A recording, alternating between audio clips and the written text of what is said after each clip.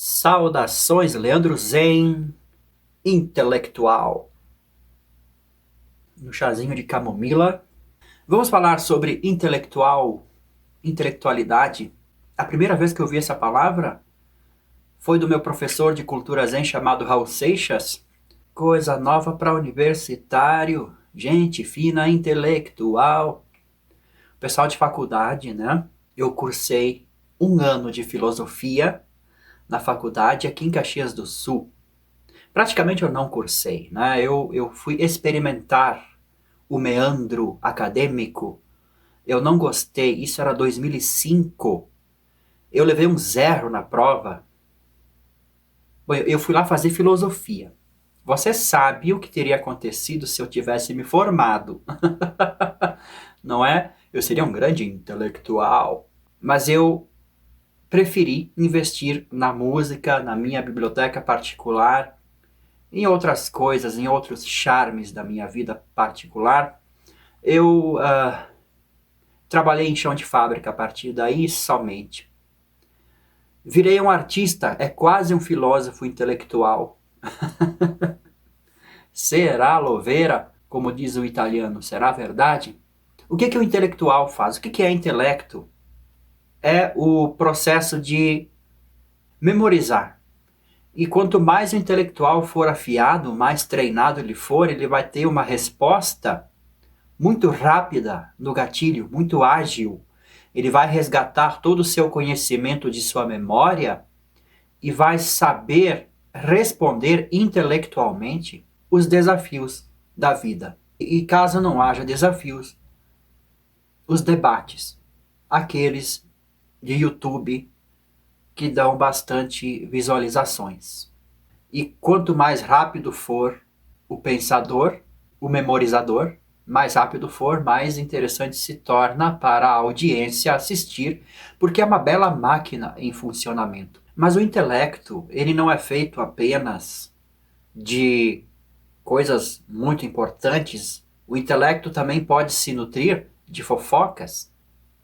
Por isso a fofoca também é uma indústria milionária e constante, porque o pensamento fica atento a um determinado tipo de assunto e disso ele se farta, se fartura, se alimenta, enche as suas gavetas de memorização, às vezes de coisas estúpidas por si só. Mas também é possível encontrarmos grandes intelectuais que conhecem coisas sobre todos os tipos de ciências e de todos os tipos de religiões. Os pastores sabem a Bíblia praticamente de cor. É incrível quando eles falam, eles sabem todos os versículos, imagina só. E os debatedores que gostam de um determinado assunto sabem todos os autores, todos os livros, cada página, cada frase, cada parágrafo. Eles conseguem citar isso nos debates. Eles conseguem trazer a sua memória à tona e enfeitar a sua árvore de Natal de debate. Então é um processo muito veloz, muito bonito de se ver. No entanto, esse processo de memorizar e responder aos desafios com meio da memória não é o todo da inteligência, segundo o pessoal de cultura Zen. Porque se você desse um cronômetro de 5 minutinhos de resposta para um Krishnamurti, um Osho, um Sadhguru, um Buda, próprio Jesus Cristo, você já imaginou Jesus Cristo indo debater com os fariseus com um cronômetro de pergunta-resposta, 5 minutos para responder? O que ia acontecer? Bom, provavelmente ele ia jogar o cronômetro, quebrar fora tudo que nem ele fez no mercado, né? Eu não sei. Somente a resposta do coração de um Jesus Cristo é que seria totalmente diferente de uma resposta intelectual. É nesse ponto que queremos chegar. Existe uma integridade humana, existe um mundo de sentimentos que o intelecto não alcança.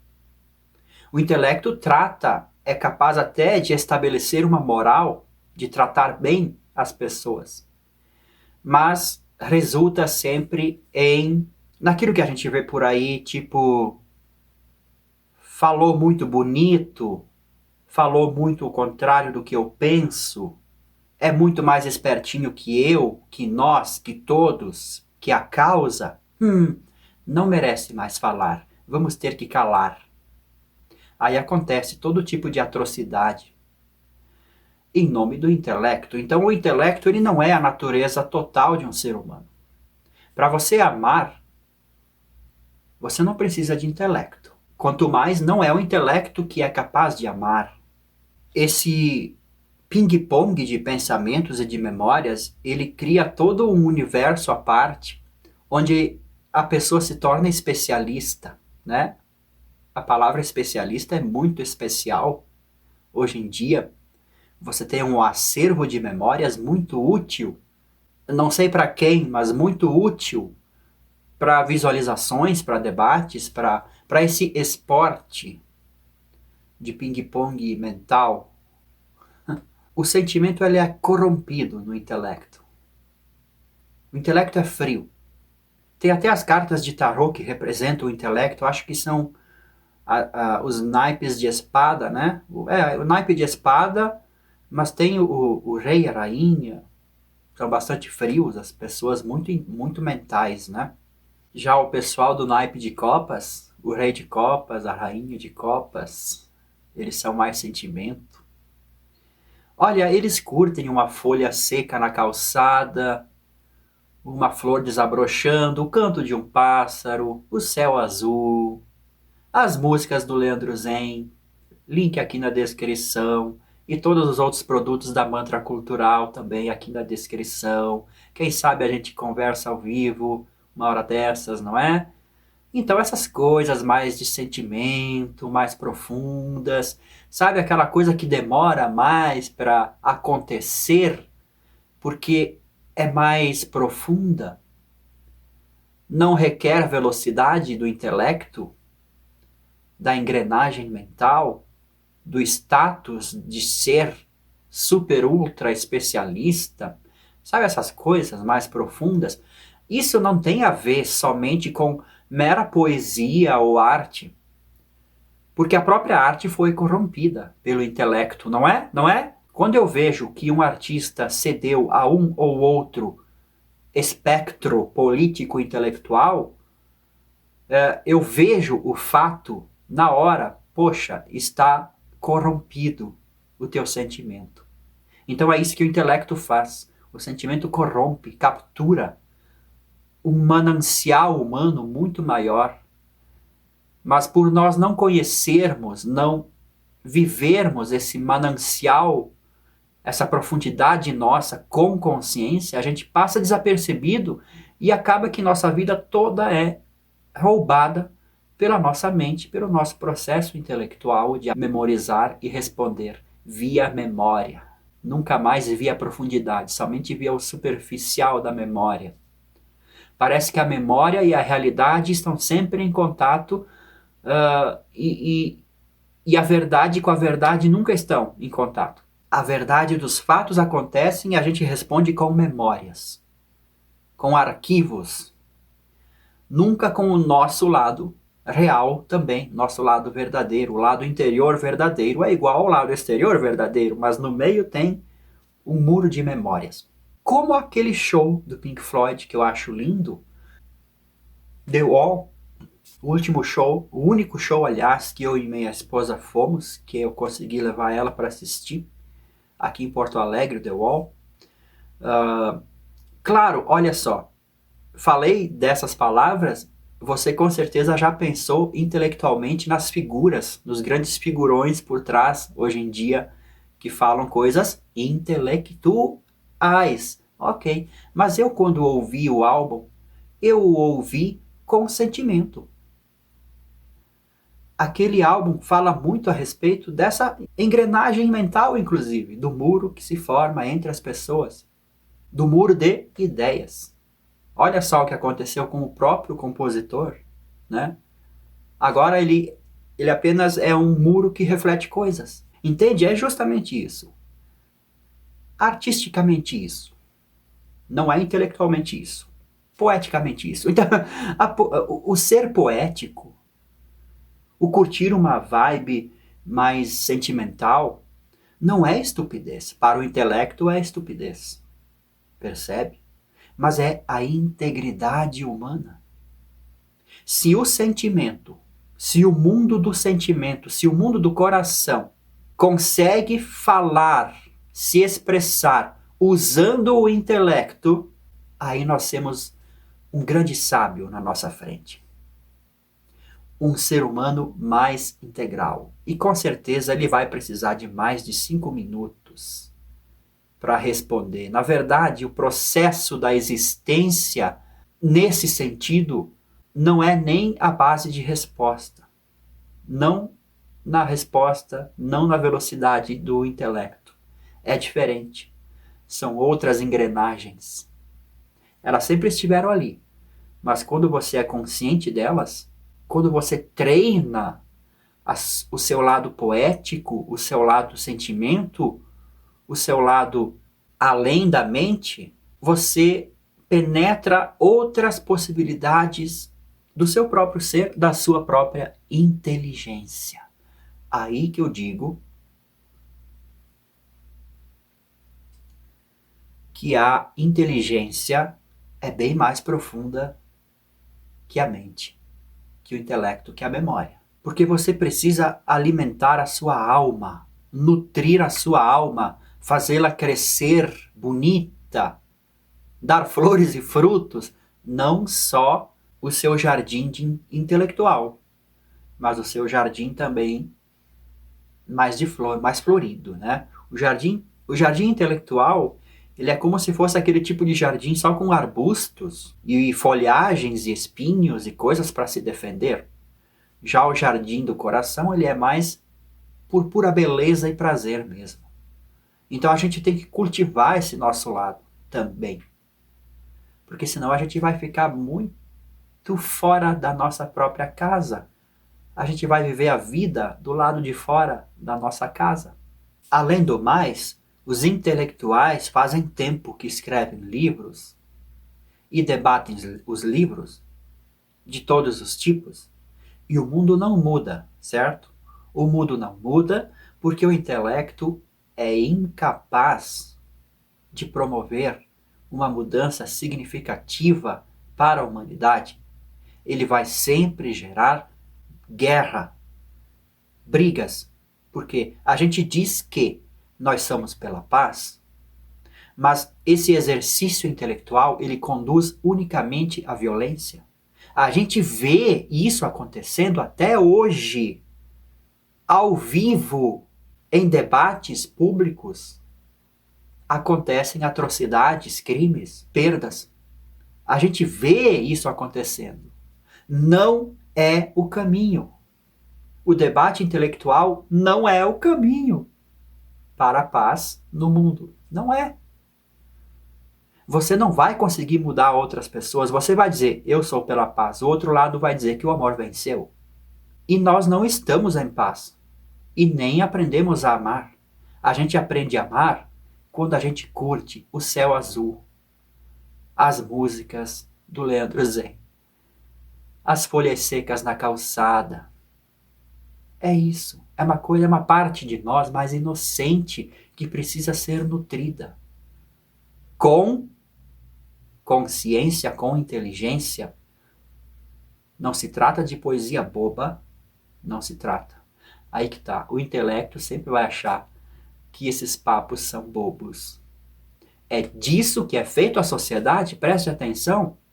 A partir de hoje, preste atenção em tudo que te cerca. Se não há muita seriedade no papo dos políticos, ai, ai, ai, ui, ui, ui, vote em mim, não vote neles, não vote em mim, não leva a lugar nenhum.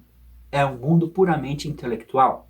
Ou seja, desconecto da realidade, todo feito de pensamentos, todo feito de ideias, ideologias, essas coisas desconectam as pessoas cada vez mais. Não é isso que estamos vendo acontecer, discutindo isso. Esse lado poético ele faz o quê? Ele é um treinamento da não mente, do não intelecto. O intelecto vai acabar para sempre? É claro que não. Mas ele é como se fosse um daqueles caras de academia. Eu não faço academia, obviamente. Se você treinasse só um braço, o intelectual, e o outro, poético, está desarmonizado com o resto. Fica esquisito, fica desequilibrado. Quando a gente treina o lado poético, seria o lado não mental, o lado não intelectual, o lado do não pensamento e da não memória, o lado do simplesmente ser, do simplesmente estar, ser. Quando você vai treinando isso, você vai observando as coisas como elas são, sem que seu muro fique no meio do caminho, ou seja, o muro vai caindo, né? E você torna a ver as coisas com cada vez mais clareza. Esse processo não é tão simples quanto parece. Todo mundo diz que está vendo as coisas com clareza, quando na verdade está vendo através de um prisma, de um viés ideológico, religioso, dogmático, etc, etc. Ver as coisas como elas são é um processo de silenciar a mente. Você não precisa ficar tagarelando, muito menos em segundos. Você precisa ficar em silêncio. Olhar as coisas como elas são. Que debate pode acontecer nesse clima? Que tipo de debate? Que tipo de inteligência você está treinando? O encontro contigo mesmo, com o teu estágio inicial, com tua mente tranquila, com tua mente zen, vazia. Isso é o coração, isso é a poesia, nada mais. Não é uma coisa a acrescentar, é uma poeira a baixar, é uma água turva a transparecer. É um destagarelar, um silenciar. Uma mente tranquila consegue ver a verdade. Uma mente muito acelerada é sempre muito turva. Embora ela seja todinha encanada dentro de alguma determinada doutrina e saiba todos os caminhos de cor, isso não é a verdadeira natureza da água. A água, ela também se acalma na lagoa. Ela não está sempre correndo num rio frenético. Uma mente intelectual não pode ver a verdade. Não é esta parte do nosso ser que está mais em contato com a verdade. A verdade é mais silenciosa, sutil.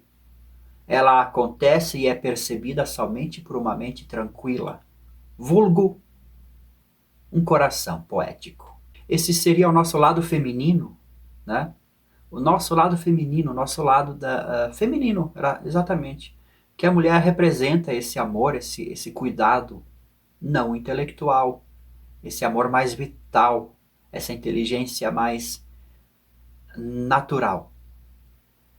Quando estou triste ou algo assim e o meu coração aperta mais, fecho os meus olhos, eu quero lembrar da vibe da menina dos florais. É justamente isso que eu falo na canção Menina dos Florais, aqui na descrição, junto com as outras canções do Dunas de Algodão e os outros produtos da Mantra Cultural, já falei, né? É isso mesmo, o nosso coração ele aperta mais quanto maior for o nosso intelecto. E quando a gente chega num ponto que a gente fica tão estressado e ansioso e preocupado e triste e deprimido com tudo, o coração está apertado, peraí, fecha os olhos. Sinta mais esse coração, sinta a vibe da menina dos florais, ou seja, a vibe do teu amor essencial, do teu lado feminino, da tua inteligência passiva. É claro que estamos falando neste sentido, e não no sentido ideológico dos gêneros que tem por aí, que é estupidez. É uma armadilha. O intelecto conduz a armadilhas estúpidas, cada vez mais estúpidas. O intelecto não é inteligente. Ele é só uma resposta. Pode ser uma rápida resposta, uma certeira resposta, baseada na memória de um aprendizado de um livro inteiro, como a Bíblia, ou de uma doutrina inteira, ensinada há séculos, de pessoa em pessoa, mas ainda assim é um mero papagaiês. por mais assertivo que seja, tudo dentro do sistema funciona. E se todo mundo estivesse dentro desse esquema, funcionaria como uma máquina super, como um relógio alemão. Mas o mundo não é assim e nunca será. Por isso esses ideólogos precisam acabar com o meio mundo para que suas teorias possam talvez ser comprovadas. Então o caminho do intelecto é um caminho frio e estúpido, desprovido da integral inteligência humana, que é coração, que é verdadeira arte, verdadeira meditação, verdadeira arte no sentido que reconecta. Não é aquela arte roubada pelos intelectuais. Perceba o golpe. Que palavrinha especial, né? Roubaram a mente e o coração dos artistas, digo, das crianças, dos jovens, das gerações inteiras, roubaram a cabeça dessas pessoas, a atenção, e fizeram o quê? Ideologizaram, doutrinaram. É isso que o intelecto faz. Agora, o que é um ser humano realmente livre, poeta, para ver o céu e as nuvens passarem? É um ser humano livre.